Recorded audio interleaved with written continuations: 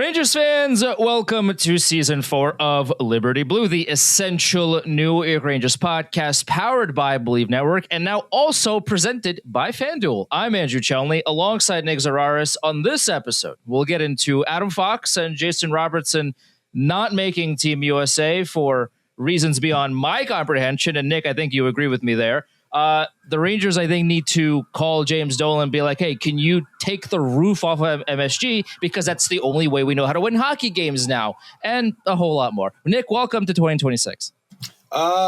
It's just like 2025. We don't think the Rangers are all of that good. They're going to win games they shouldn't. They're going to lose games they shouldn't. Saturday night was the quintessential New York Rangers game. We all went in expecting them to embarrass themselves. We all went in expecting Florida, a team that has been up and down this year, dealing with a lot of injuries. Still no Matthew Tkachuk games. Barkov may or may not play at all this year, even if Florida does make the postseason. And the Rangers, as they are inclined to do, showed up in a game they weren't expected to and kind of caught Florida sleeping, for lack of a better word. A lot of ugly, broken down plays. And it's entirely anecdotal, but when I think about the Ranger outdoor games, especially the last two, and the Devils game at Yankee Stadium, I think about a lot of broken plays. I think about sloppy line changes, a lot of odd man rushes, and a lot of plays where you're just looking at the other team and asking, what are you doing? All you have to do is break the puck out cleanly. The Rangers don't have much of a forecheck in terms of actually containing you, in terms of actually putting heat on you. And Florida's firing pucks through the middle lane, and the Rangers are intercepting it, and they're coming back the other way. Lafreniere had probably his best game of the year on Saturday. Zibanejad had his best game of the year on Saturday. You got a decent performance out of Trocheck, and most importantly, you won a game. And right now, and I think it was Peter Ball who wrote the article, all of these games are important. I understand the outdoor game is a marquee. It's a showcase. It's an opportunity for the rest of the league to check in on you. I wish the NHL would go back to making the Winter Classic the only game on the day to make it feel a little important. But at the very least, you want a nationally televised game against an opponent perceived as being a likely playoff team. When you are as mid as the Rangers have been this year, every game counts. And we can talk about the bigger conversation about if it's actually good or not for the Rangers to win games and what it means as a fan when your interests are directly opposed with your enjoyment, because that is a conversation worth having, specifically as we get into the second half of the season, now that the Rangers have played more than half of their 82-game schedule. But most importantly, for me personally, as someone who's tired of the Florida Panthers, it was nice to beat them, just straight up. Anytime the Rangers beat Tampa, anytime the Rangers beat the Panthers, it does put a smile on my face because those teams have inflicted a lot of misery on me in my life. That's nice. Listen, like at a certain point, you could start with one. The Rangers won a game. Okay, cool. It's better than continuing the losing streak, right? And especially, the Rangers are 6-0, I think, now at these outdoor games. Are breaking all these records because they keep getting these games, even though maybe this year they probably didn't deserve it after what happened last year. I don't know, if they warranted another outdoor game, but they got one. Six. And they won, so they're 6-0. That's the best record in the NHL history, and it's nice. I kind of wish they would go back to if you want to make the Winter Classic not the only the only game that day, have it be one of the only outdoor games of the season, because there's three now. There's multiple. There's three. If you want to do the Winter Classic, maybe the Heritage Classic, okay, I'll give you two. More the more outdoor games you have, the more it just kind of takes away the ooh and ah of, oh, wait, they're playing a game outdoors. This is crazy. When they, I think like last year, 2 years ago, they had it felt like every other game was an outdoor game. It's like come on, guys. The whole point is to make it, a spectacle and an event. If every game of yours is an outdoor game, it's no longer a spectacle and no longer an event. So I digress. But it was good. It was good. The Rangers played relatively well. The top line was dominant. Yeah. And, for as much as I like to highlight when the top guys don't play well, I think it's very important for me in the aspect of fairness to be like, wait, they played a really good game outdoors. Lafreniere, Zibanejad, and I think it was Trocheck also. I forget who was on that top line. They played really well. And it's a situation where I just wish I saw that more often. When you're beating a Florida team, and again, there's a lot, we understand that. The Rangers just scored again. Oh yeah. I was like, what's up? Yeah. Like, when you're in a situation where you're playing the Florida Panthers where, yeah, they're not playing as well as they have the past 2 seasons, but there's still a lot of talent there. And they're also on the up and up, right? They started miserably. They started playing a whole lot better in recent weeks. You're playing against a team that is hot. That is a team that, by all accounts should be beating you, especially because Miller's not playing, right? You're playing Justin Dowling, right? In your top 12 forwards. Like, there's on paper, the Panthers should have beaten the Rangers. And yet, you look at the top guys and they finally got a Panarin, Lafreniere, Zibanejad, Trocheck, those guys, they all collectively played a tremendous game. And those are the kinds of games where I'm looking at it. I'm going, okay, well, if you can do that against Florida, why can't you do it against like Utah? Why can't you do it against the Islanders? Why can't you do it against Washington? It's, these are the kinds of questions that I have watching them play this way. When you're dominating what is essentially, a team that doesn't let you take the puck away from you, that beats you to death in these corners and gets all of the energy sucked out of you as quickly as they can. And you have the puck and you're scoring all these goals and you're not letting Florida really generate offense. And Shesterkin had a great game as well. It just baffles me more and more the more I think about it, where why can you do that against Florida in a big, quote unquote big game, in an outdoor game, whatever, but the last few games they were not, I barely noticed that you were playing, let alone contributing to the conversation. That's the kind of questions that I'm starting to think about as these games go on.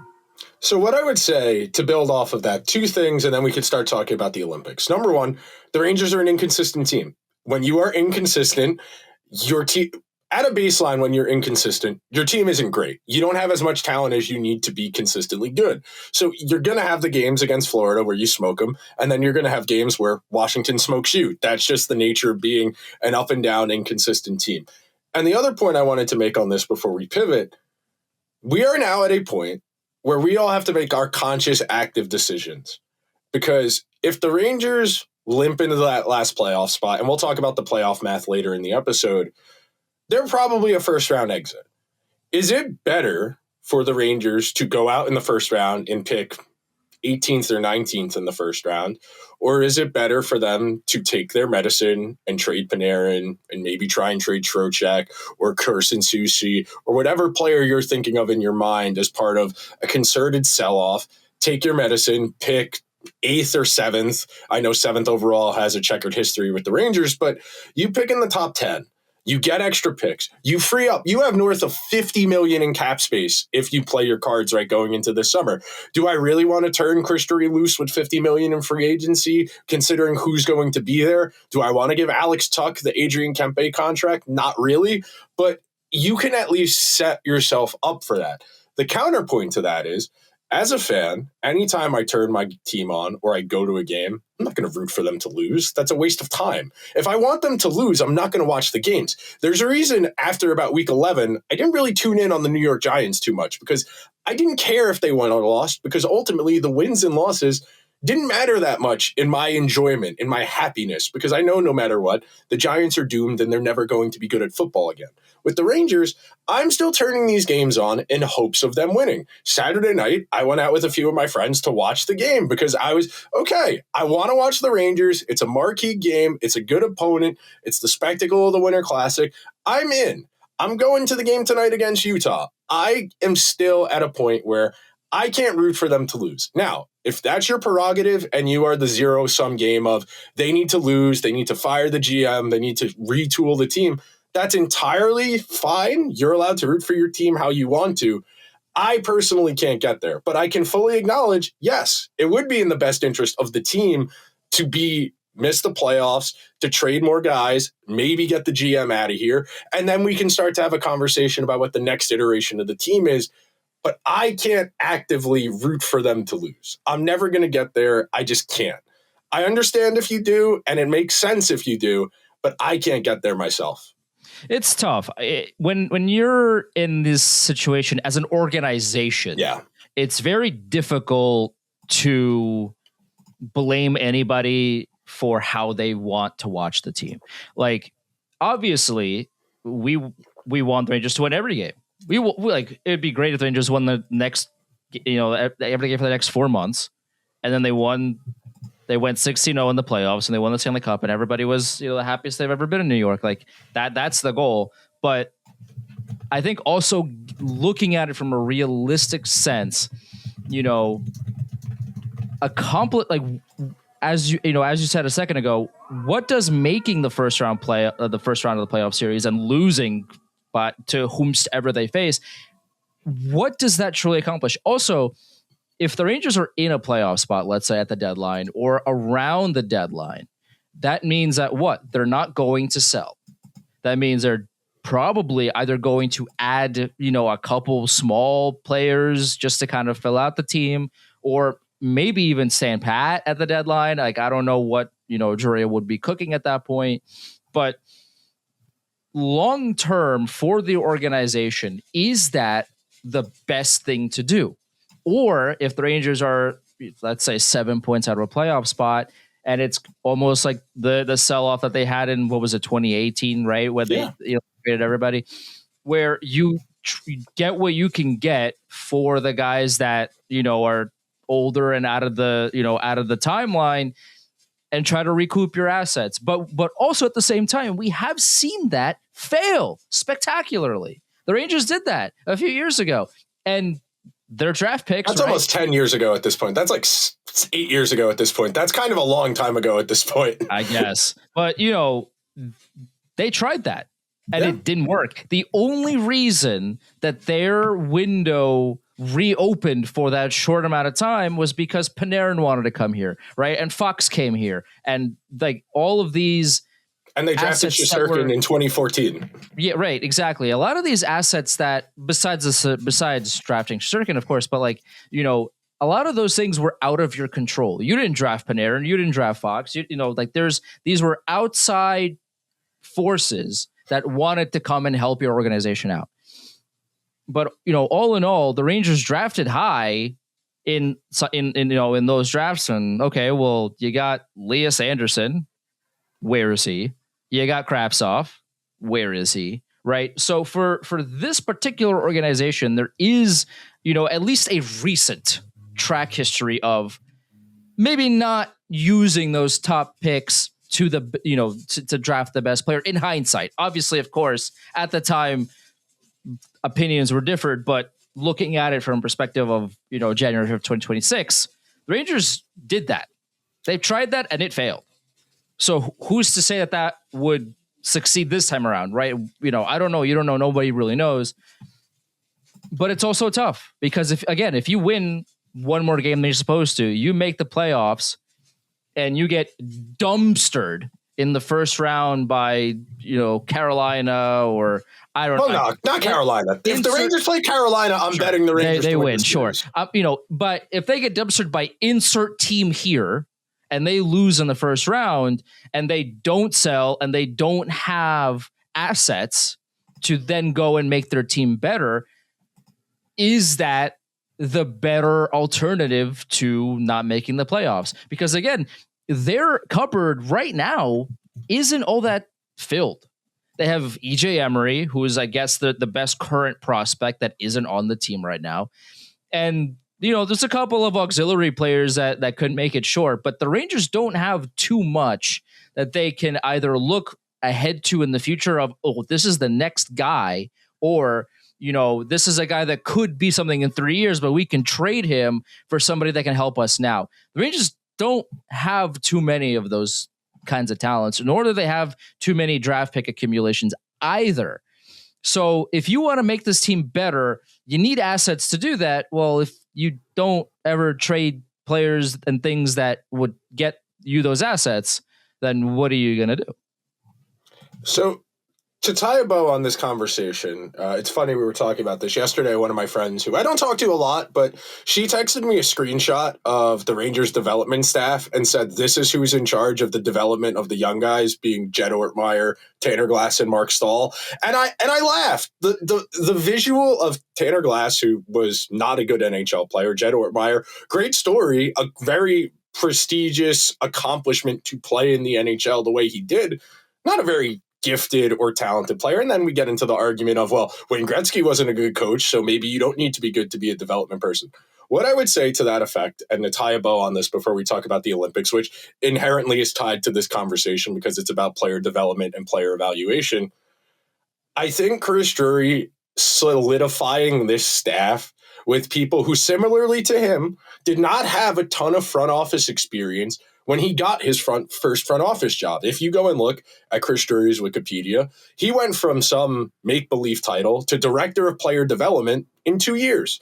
And then within 2 years of that, he was assistant GM. Within 4 years of that, he was GM. Not a lot of time on the road as a scout, not a lot of time in a front office as a support staff role before getting a pretty prestigious role. You know, player development, overseeing that for an entire organization. I don't think it's a coincidence the Rangers have had development issues for much of the last decade, considering how careless they've been in who's gotten this role. That should be, and we talk about this all the time, your front office is uncapped spending.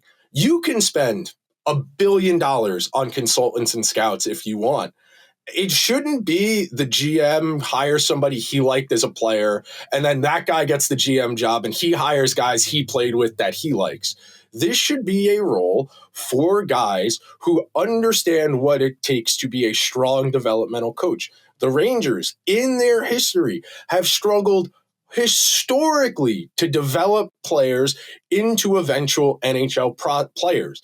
This is a long-range problem. Prior to Kreider's 50-goal season, they hadn't had a first-round pick record more than 70 points in a season since Tony Amonte. Now, Adam Fox is a cheat code because technically he goes down, and the Rangers had this guy as a rookie, and he's going to make up for a lot of these stats over time as we go along. But the Rangers have development issues. And the fact that the GM who oversaw a period of time as head of development and then assistant GM where the AHL team didn't put a lot of guys into the NHL and the ones it didn't really develop particularly well, it is worth the conversation in the context of, well, if we're going to tear it down, do we want this guy in charge of overseeing building it back up?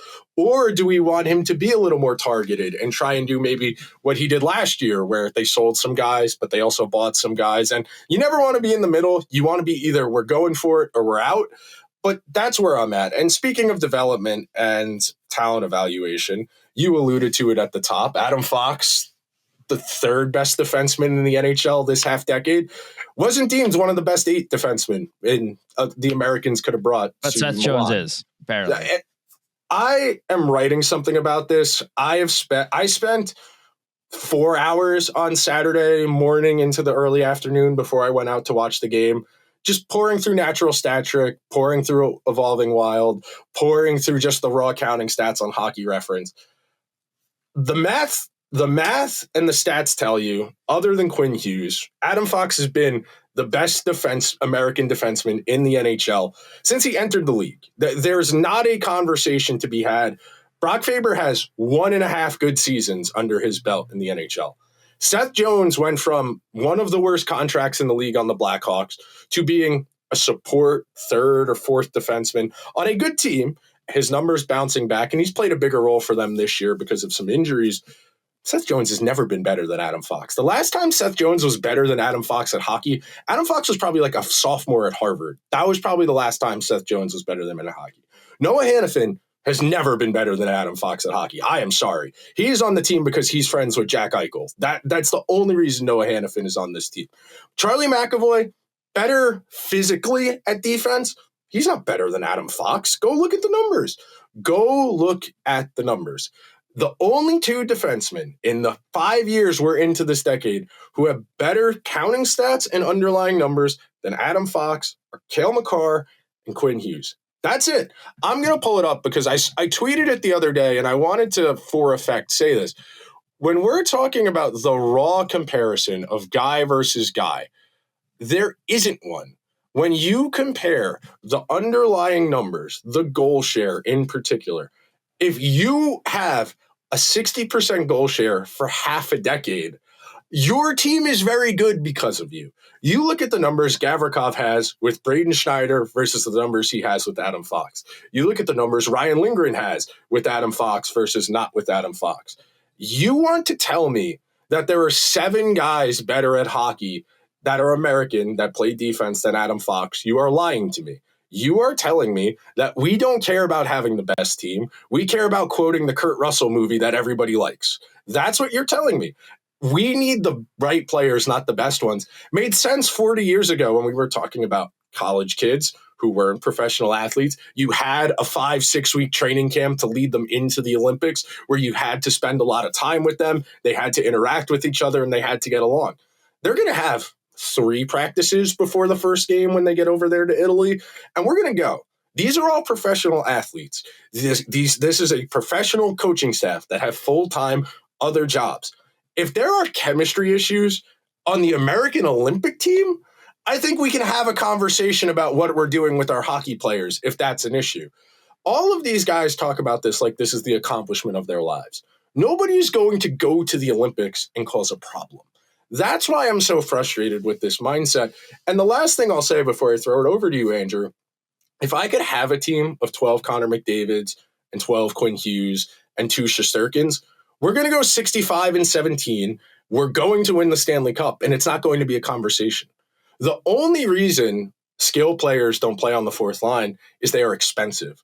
If we could play 4 really expensive lines like the Red Wings did when they won 2 Stanley Cups at the beginning of the 2000s, and they had 10 future Hall of Famers because there was no salary cap, and Mike Ilitch said, I will spend as much money as you want, sign Mike Modano, sign Brett Hull to play with Yzerman and Lidstrom and all the other great players we have, great.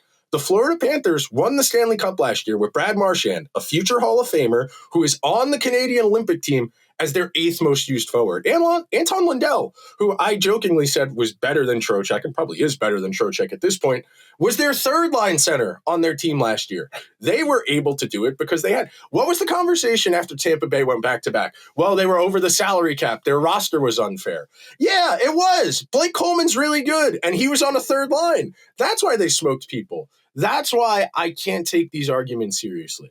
If you want to tell me this is about just physicality and size, what are we doing? Why? Guerin said it himself. If we are only picking the best players, we don't need a GM. Yes, we don't. This is not hard. There's a reason Canada let Wayne Gretzky be the GM of the Olympic team. He just had to pull names out of a hat. He didn't even need to pick all the right ones in 2006 when they won the gold medal at the Olympics. Well, that's the thing is the Team USA is using Miracle for the way that they construct the roster. And guys, Miracle is not a real movie, by the way. Like, I know it's a dramatization. Like, right. I mean, obviously I know what happened in 1980, but like the movie itself did not that did not happen word for word, shot for shot. Like, I don't, all these quotes. It's not a documentary. Right. Like, well, but documentaries can be stretched and jumped. Like this is not, like a 1-for-1 recreation of what happened in 1980. There were quotes in that movie that are not real. Like there are situations in that movie that weren't real. Like, it baffles me a little bit to continue this. I tweeted this a few days ago and I had to mute a bunch of people because it kind of went viral. Like like Adam Fox and Jason Robertson are 2 of the best American players in the NHL. 2 of the best players, period. Forget about American, just the 2 of the best players, period. The fact that both of them are not, neither of them are on Team USA is a disaster. And people that disagree with that are not worth your time. And that might be a hot take. People call me an autocrat. It's like, listen, 1 + 1, Nick, I don't know if you know this, equals 2. And if you come to me and you argue that 1 + 1 actually equals 4, I don't have to hear you out because that's just not true. The sky is blue, usually. The sky is usually not purple. If you come to me and think, wait, actually the sky is purple because no, you don't understand. You don't understand. These are the facts. Adam Fox, factually, is one of the best players in the NHL. And Jason Robertson, also, who I'm here to defend, is one of the best players in the NHL, period. The fact that Vincent Trocheck, who hasn't played well for 2 years, for at least 2 seasons now, is on Team USA over Jason Robertson. And the fact that Noah Hannafin or Seth Jones or whomsoever you want to say is on Team USA over Adam Fox is a disaster. The Olympics are a best on best tournament. You don't need glue guy. Like you said a second ago, everybody that makes these Olympic rosters, like this is, they talk about it as if, rightfully so, that this is a dream for them, that they're so honored to be on these Olympic rosters. So why would somebody come in and be a problem? That's, first of all, that's your fast track to never being on the team again. But also, you won't play. You're going to cause issues. Now the best players in the world know that you're not a great guy and don't want you on their team, right? Like there's a lot of negatives associated with not playing along with whatever goes on in the locker room in these Olympic teams. So the fact that, the idea that you need glue guys on a best of best tournament where you get 6 minutes to practice before the tournament actually starts is asinine, completely and utterly asinine. Leaving 2 of the best players that you have in your country behind because you have friends that are glue, that you have deemed to be glue guys, that you would put over that team on the team as opposed to better players in a best on best tournament is a unmitigated disaster. And it really frustrates me when people are like, oh, but Adam Fox cost Team USA in the 4 Nations last year. Hurrah! No, he didn't. Team USA lost because they couldn't score. He did do that. Like it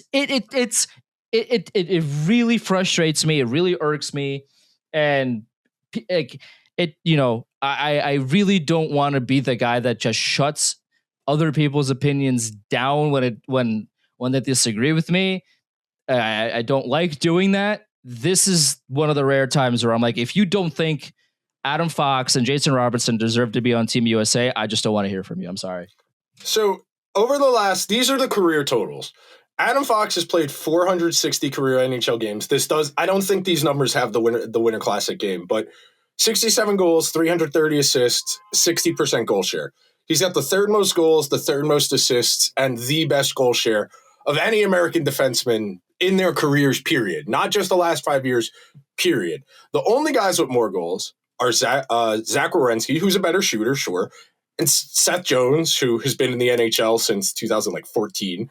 So I'm not even at that point. And the other thing I wanted to say, and why I find a lot of the excuses dumb. So you're telling me that Chris Drury, Mike Sullivan, and David Quinn, who have real voices on this team very clearly, were able to convince Bill Guerin to bring Trocheck and JT Miller. JT Miller, who has been bad this year, who's played, as everybody would love to remind you, he's played all year with a broken hand. It's not his fault. He's not good. Then why is he going?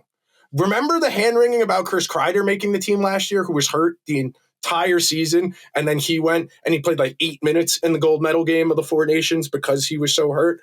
That's why I find a lot of this stuff empty and nonsensical. And to really put a bow on this conversation, to pivot to talking back about the Rangers, all Bill Guerin has to do is explain himself. I'm not even saying I need to agree with you, but if you're so confident that I'm not going to second guess in myself and say, what, do you think we're stupid? Yes, if you can't explain your decisions beyond, well, I'm in charge, yes, you're not a good leader. It's not hard. If you are so adamant that you are right, tell me why. Help me understand. And I don't want to get into who didn't make the team. Okay, tell me why Seth Jones is on the team then. Go into a long diatribe. Publish an entire magazine. Every single guy on the team gets a full blurb, and you write a scouting report about why you wanted them on this team. But you don't. And that's my issue with all of this. This is my issue with the Rangers general manager. When was the last time Chris Drury spoke on the record in front of a camera? When Mike Sullivan was hired back in June? If you can't tell me what you think about things, I'm going to assume you're not acting particularly rationally. I'm going to assume you're pretty insulated because you don't want outside opinions and who you choose to collaborate and have in your cohort. That tells me a lot about you. And as we have discussed, the Rangers have entirely tried to become a grinding defense forecheck team with none of the personnel to do it. And this has been America's problem at these international tournaments my entire conscious memory. In 2010, they lose in overtime in the gold medal game. In 2014, they lose in the semifinal to Canada because they can't score. In 2016, they don't get out of the group stage of the World Cup of Hockey because they don't score. This past February, in the Four Nations final, they lose in overtime because they cannot score. You can play all of the great defense you want. Hellebuck can be lights out like he was at the Four Nations. All of that is great. The other team has the two best players in the world. They are going to win the coin flip game more often than not. And that's what happens in these best on best tournaments. We talk about it all the time. The Rangers want to be a low event team. Okay, so if there's only 40 shots on goal in the whole game up for grabs, each of those shots on goal is worth significantly more.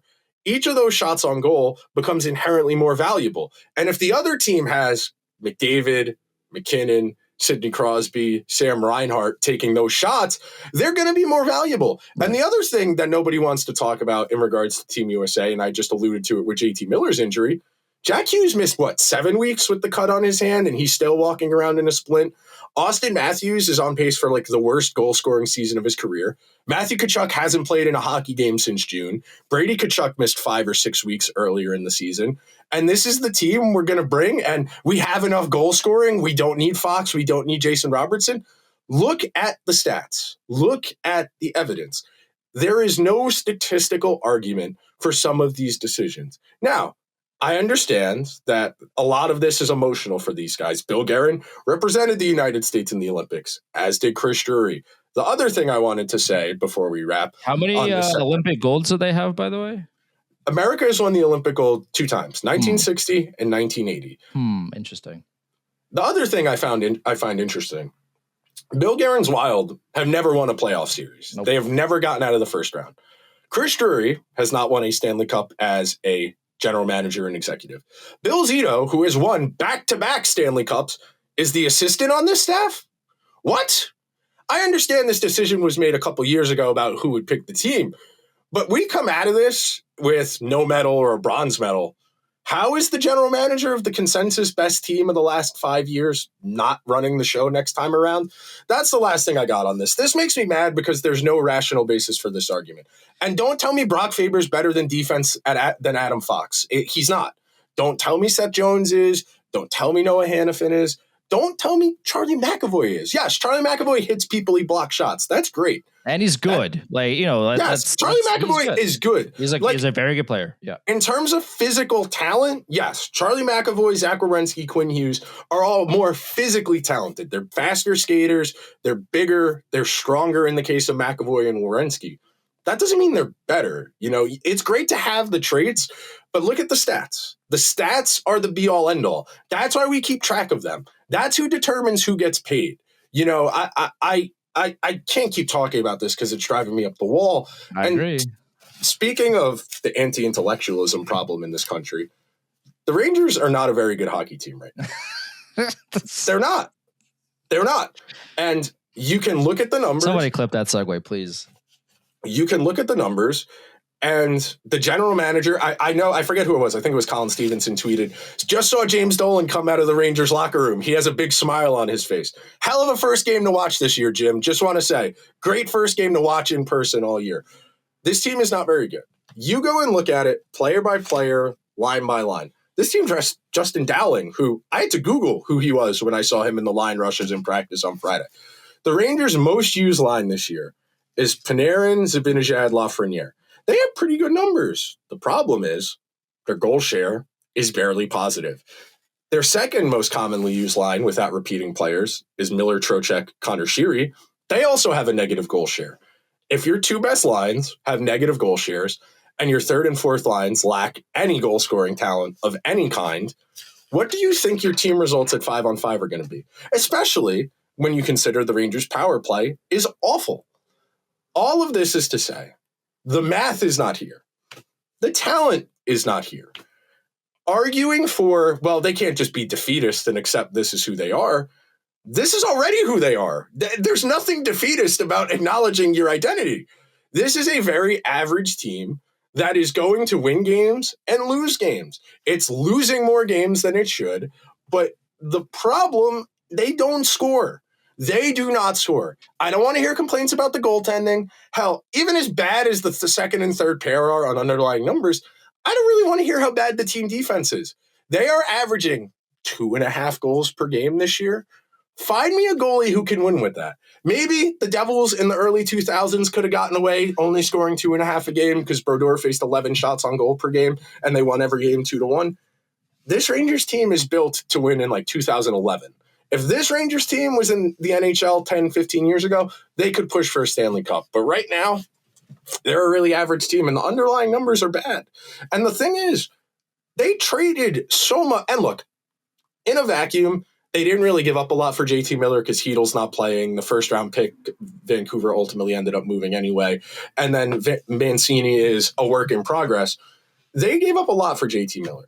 He's got a negative goal share this year. When JT Miller's been on the ice, the Rangers have been outscored 20-17.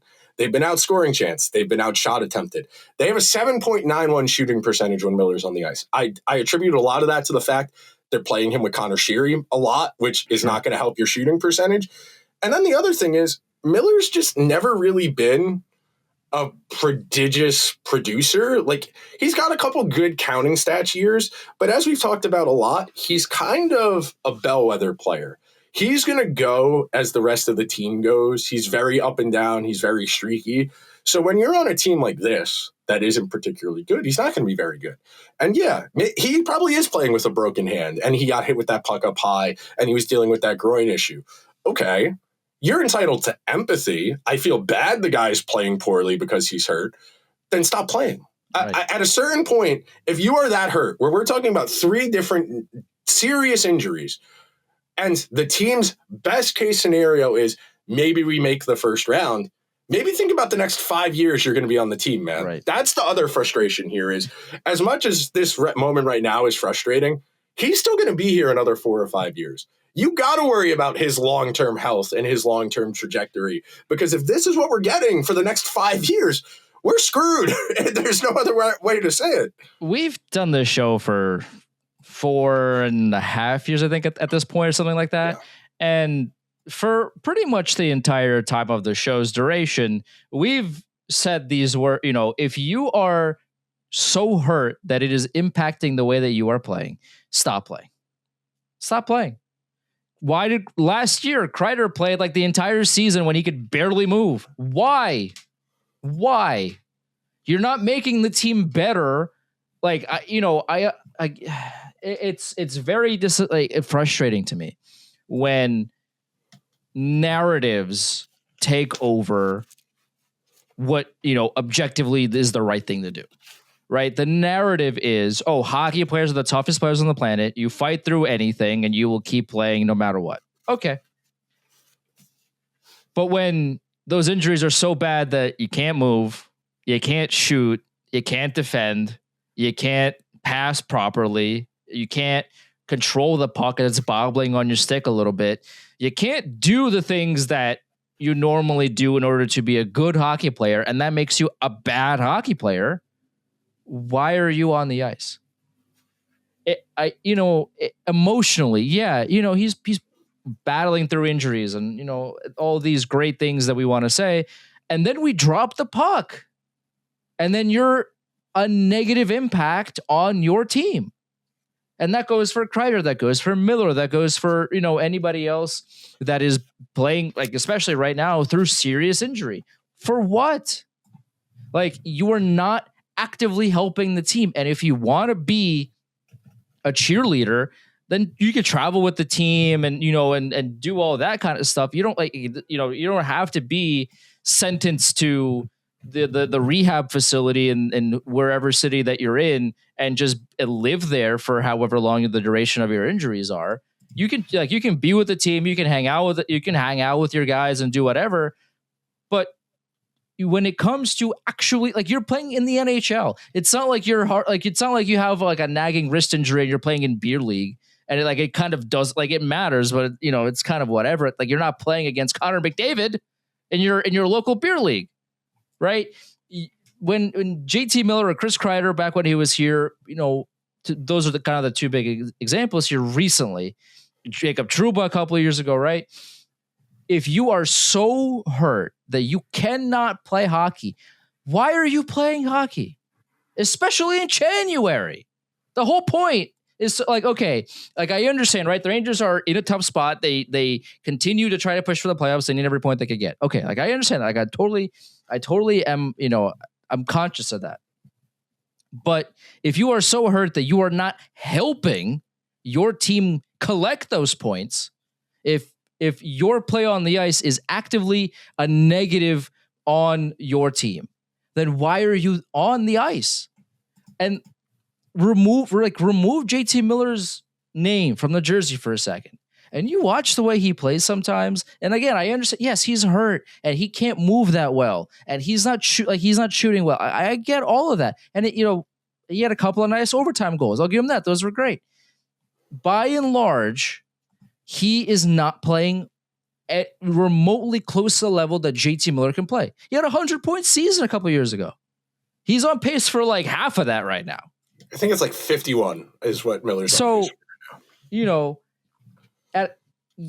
The Rangers don't have anybody better to play, I guess, than an injured JT Miller, which there's going to be another more. I have to Google. It says more about the Rangers than I guess it says about JT Miller at that point, but you have to zoom out for a second. Yep.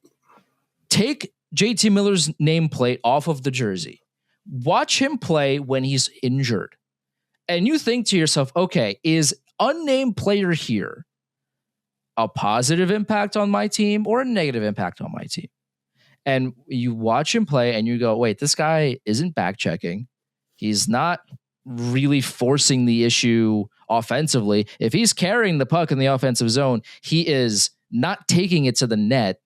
He's really only doing it in overtime when he has a lot of space because he's afraid of re-injuring or making his injuries worse. If you watch the way he attacks offensively, usually if he carries it past the blue line, he'll curl and look for a pass. But when there's overtime, when there's a whole lot of open space to where, there's not as much risk of getting slashed in the hand by, whomstever or, getting run over. When there's more space for him to operate, then he's more willing to drive to the net and create that kind of offense, which led to those couple of nice overtime goals.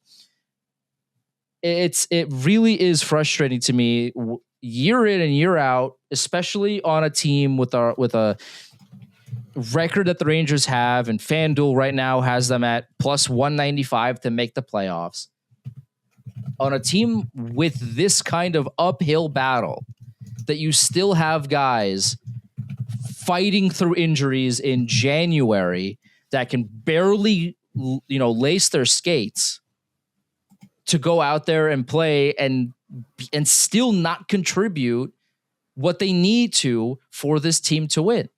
It's a tough spot. I understand, players want to do it. They'll never want to sit out.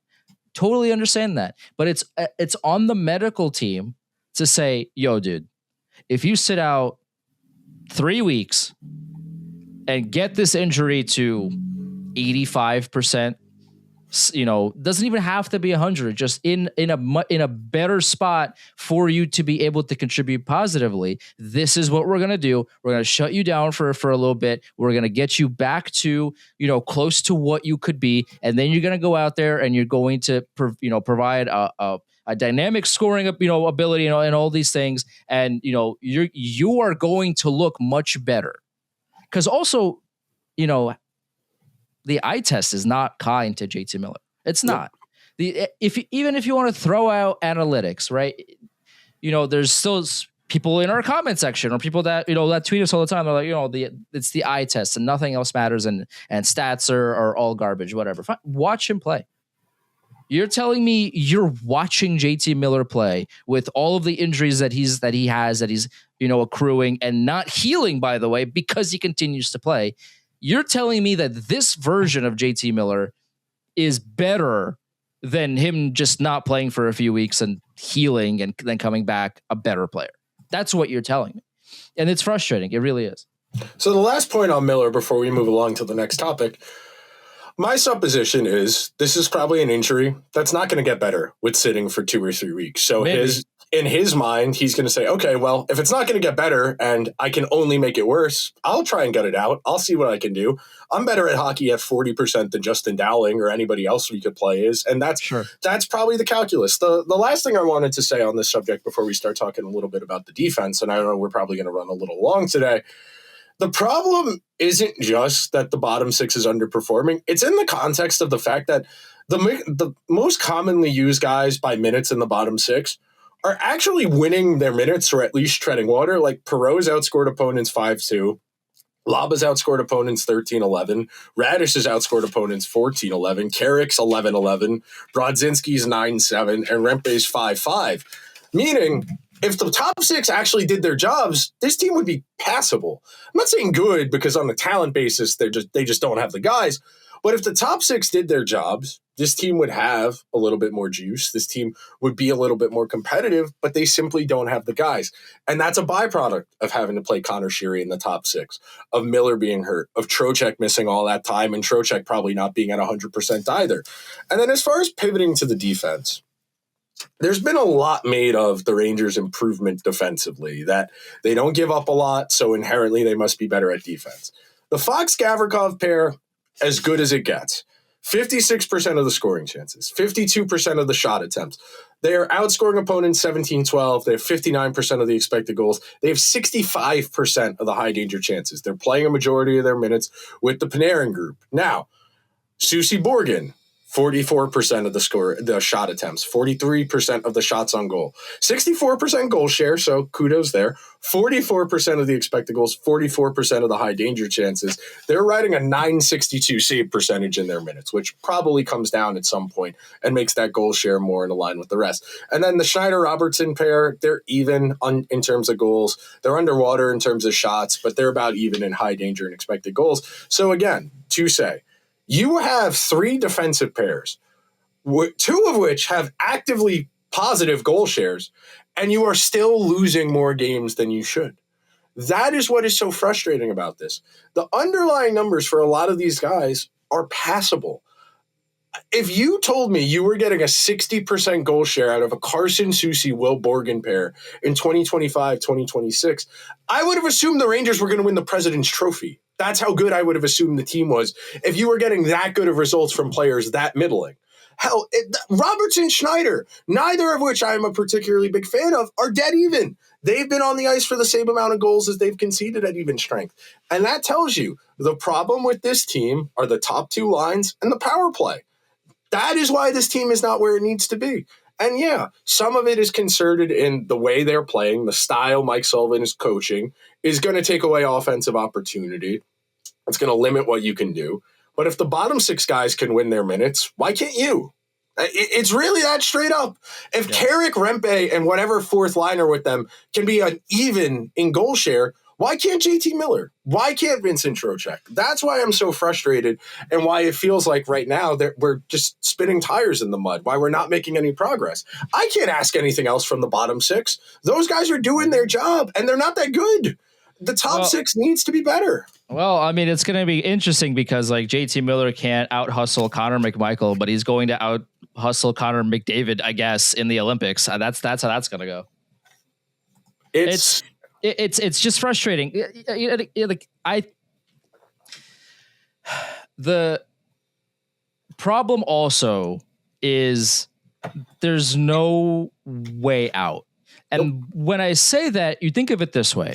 What is the easiest position to replace?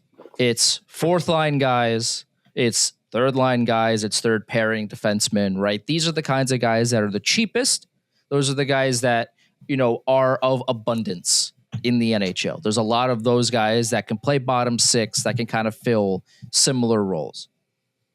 The higher you go in the lineup, the harder it becomes to find guys that can suitably replace the guys, that are already in that are already in those slots, and they're going to be more expensive.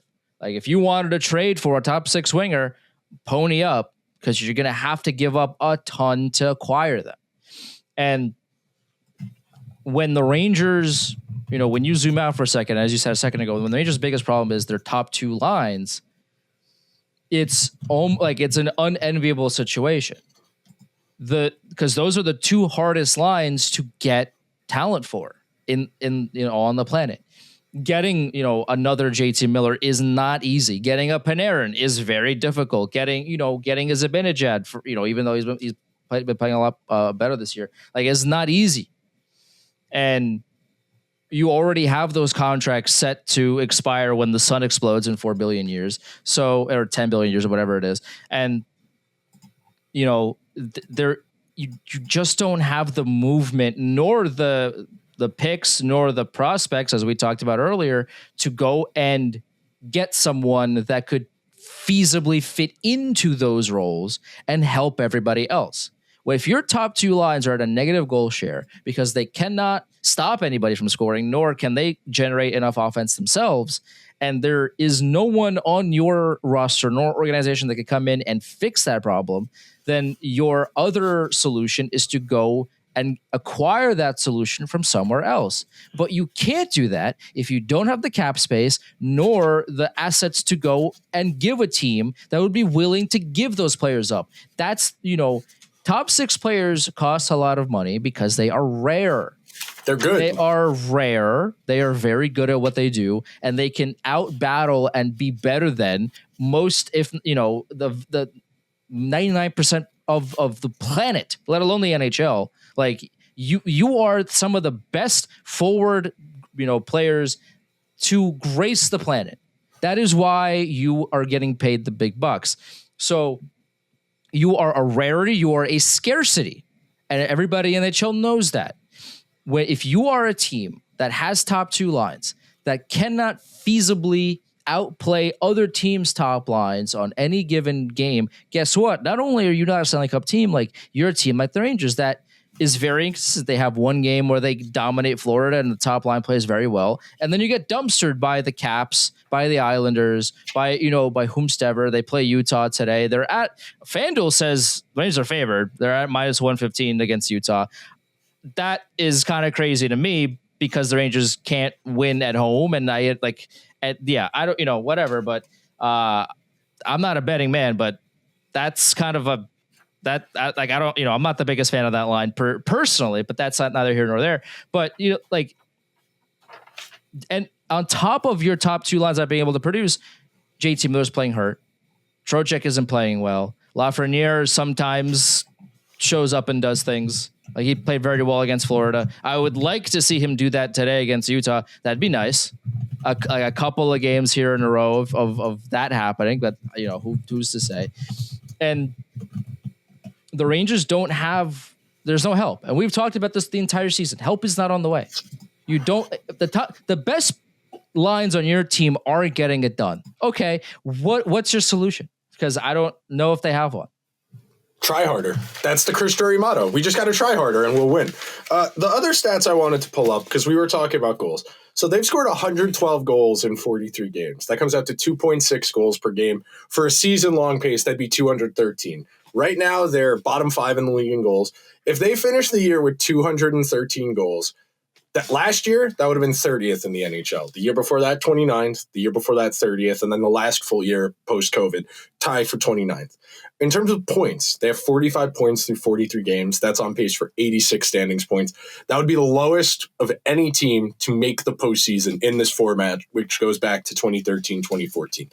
The Wild made the playoffs in 2015-16 with 88, which seems impossible in today's day and age.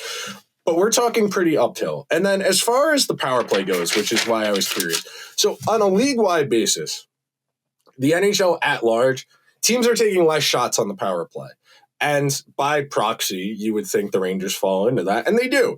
And one of the things that jumped out in the article I was reading in The Athletic today is that the one-timer, the big OV slap shot, what we saw Zibanejad do for years, teams don't do that anymore. We only have 339 of those attempted in the entire league through half the season.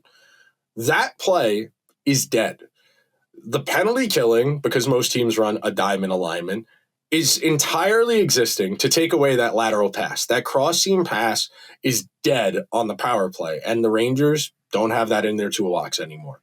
They don't have the Kreider deflection play at the net front anymore. And the other problem they have is they don't have great shooting talent. The whole perk of being on the power play, you have more space. You get your shooters to more dangerous areas.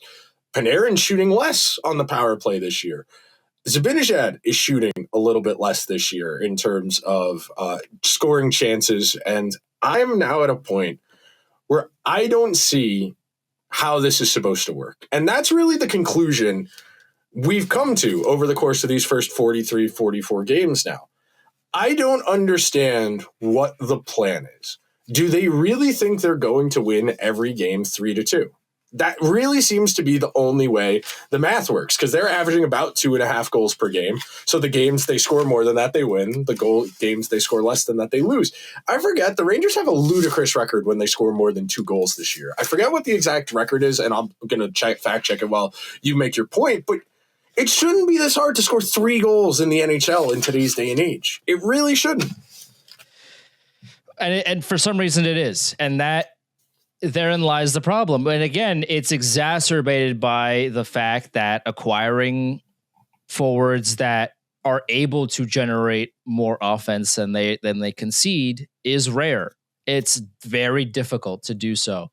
So it'd be one thing, again, like if the Rangers had a really good top 6, but their bottom 6 was just bleeding chances and they weren't able to generate anything, like acquiring a Connor Sherry to fill a third line wing is a whole lot easier than being like, oh, like we want a first line center. Who could we go out and acquire? With what can we trade to acquire them? It becomes exponentially harder the higher up, the higher in the lineup you go to get somebody new to fill that spot. There's for every for every 100 Sam Carricks, there's one top 6 player essentially or maybe even top 3 player. Like if you want to do just first line player, you could do that. The rarity of it all makes it like it's baffling to me that the Rangers just everything else besides the scoring is pretty much going well-ish. Like, which is kind of been the complete opposite of what the Rangers have been for years of, the Rangers are scoring a bunch, but they also just can't defend to save their lives. So it kind of evens out. Now it's a complete opposite of, the Rangers are defending relatively well and their goaltending is pretty good and they're giving up like 2.5 goals a game, which is very low. And they should be able to win a bunch of these games, but, they can't score on you or I. Like they can't score on us. And therein lies the biggest problem of, and even against Florida, and they've had this problem for the vast majority of the season where they like half the game was over and they had like 10 shots on goal, 11 shots on goal. Like you gotta find a way to generate shots, let alone like forget about goals, man. Can we get attempted shots? Can we at least try to get the puck on the net, please? Like that's the first step. How can you score if you don't shoot the puck, if you don't try to shoot the puck? It happened against Florida, it happened against Washington, it happened against the Islanders. It happens like almost every game now where the Rangers, they will play half the game. You look up and there's like, you look up at the scoreboard and you go, wait, they have 7 shots on goal. Half the game is over. What do you mean? It's like, how can you score when you don't even shoot?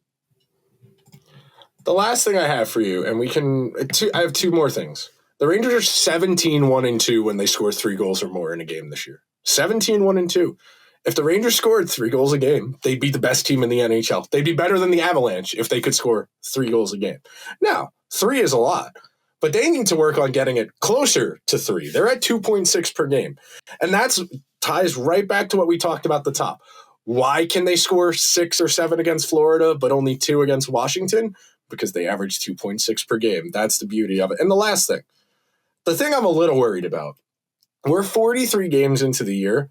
Shesterkin started 33 of them. He's on pace to make 63 starts this year on a team that might make the playoffs. And I get why he's got such a lion's share of the workload. It's not like Quick's been bad. I would be fine with Quick getting an extra start here or there for that reason. Because look, if we're going to BS our way into the playoffs, our goal needs to be win once we get there. It's not just James Dolan gets to have 2 home playoff games and we bow out in 5 like we did against Pittsburgh in 2016, which I do think has some similarities to this year in that respect. But Shesterkin has faced the most shots on goal in the league this year. He has made the most saves of any goalie this year. He's 5th in save percentage of guys who have made the qualified starting benchmark. He's 4th in goals saved above expected. The guy's doing his job. You know what? I forget what Alec Baldwin. No, it's what Wahlberg says in The Departed. I'm the guy who does his job. Who are you? That's what Shesterkin gets to say to everybody else on this team. I don't want to hear Shesterkin slander. I don't care. You're wrong. Period. Like we said before about Fox and Robertson, if you think the problem with this team is the goalie and the team scores 2.6 goals per game, you're wrong. You are flat out wrong. Yeah. There is no equivocating or looping back around on that conversation. They do not score enough. The team defense, which I don't think is that good talent-wise, that back end, other than Fox and Gavrikov, on paper is terrible. But you're getting good results, and you're still losing. I am just so at a loss, man. This team is inexplicable. I spent 4 hours pouring through data on Saturday trying to piece together notes for a variety of things, including this episode. And it's inconceivable that a team that has this much game control can't score, which tells you the guys they have are not good enough. Yeah, the beauty of some of the comments that we get, whether that be on social media or what have you, is, you know, the Rangers could play like a 4-hour, 5 overtime extravaganza and lose 1-0 off of like an impossible shot to stop, and then people will be blaming Shesterkin. Yep. So people blamed Lundqvist for the same thing.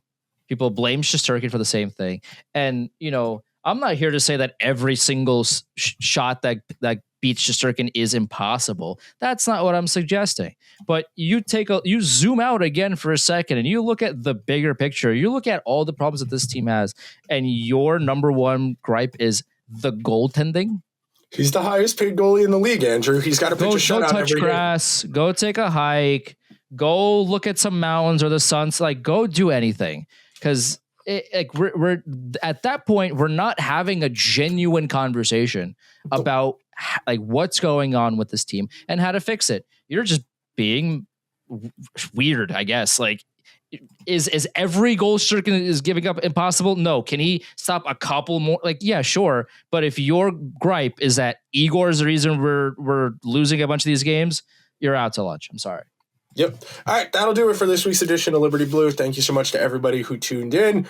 I guess maybe they might win against Utah. We'll see. Maybe we'll see.